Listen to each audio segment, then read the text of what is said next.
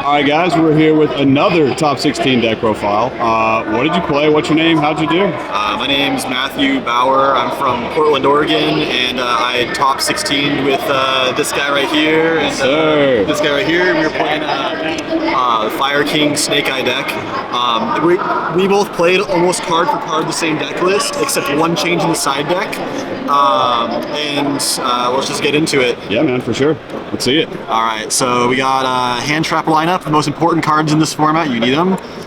You can't play without them. We got 9, 12, and then the imperms are back here. 15 non-engine for the hand traps. You got to play it. This is what I've seen like everybody play. Yes, you have to. Yes, it's if you're not playing this, you're kind of trolling, you know. Fair enough. That's like the main non-engine, you know. Fire King cards. These we decided on 2 of this. This is an extender that's not necessarily engine all the time. We just wanted to search this or just right from the deck. We never really wanted to open it unless we're like searching it and then playing to like protect our lines. Because you can use the like dodge Impermavaler and stuff. And this is like these are standard. This is like the ratio is a little bit different, but that's the Fire King main deck monsters. We only played 2 Black Witch.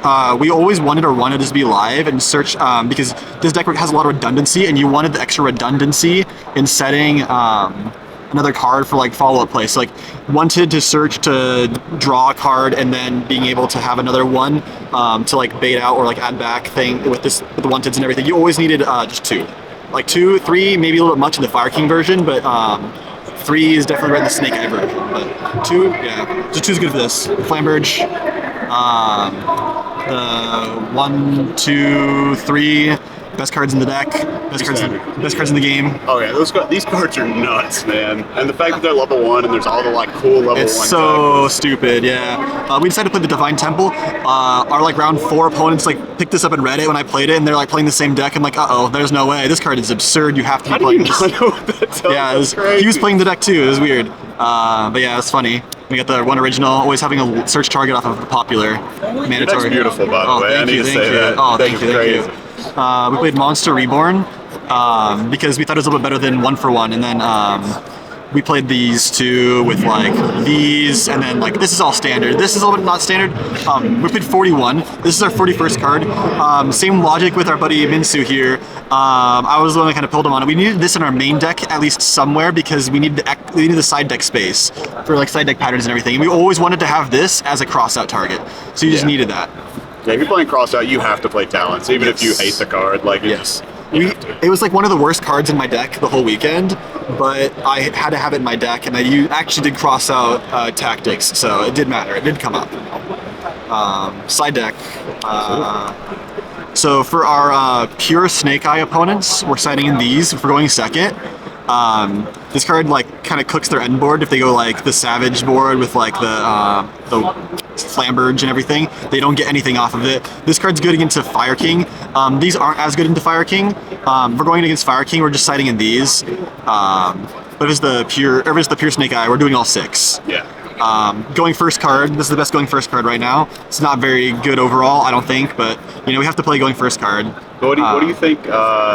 Summon Limit versus that, because I think that's been the debate right now. I think that the more Fire King decks there are in the room, you have to play this. Okay. If like Fire King loses to this, whereas it doesn't necessarily lose to the Summon Limit, they can like out the Summon Limit pretty easily. That's fair. That makes sense. Yeah, this is way better, especially with the field like how it was this weekend. Everyone was on Fire King Snake Eye. It was like 50% was Fire King and like 30% was Snake Eye, right? It's crazy. And then we played the cross sets. Of course, you have to play this card. This card is really good, mandatory. Every list I've seen has played that. Like, your card is crazy. Last card in the side deck was this. This card kind of underperformed. I don't know what I'd play over it. Cole here, he was playing the life gain spooky Dogwood card. Yeah. How'd you like Dogwood? Honestly, I came up quite a bit. I used it against Brandon and it made me survive 4 turns, but I kind of just drew non-engine, so he won that game. But overall, it's still a lot of games where I could get the win, I could get engine and just win.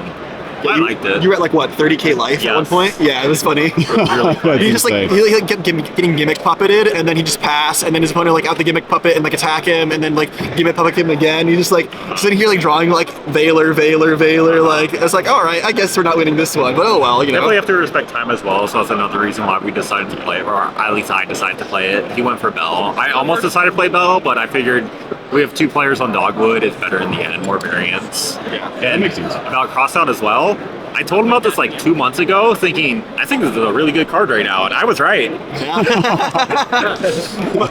Yeah. Any remarks for you? Spooky never came up, but the logic was there.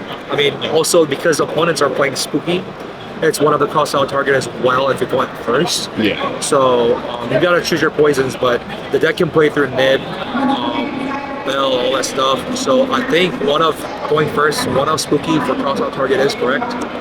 Okay. Extra deck, real quick. See it? I kind of forgot. Oh yeah.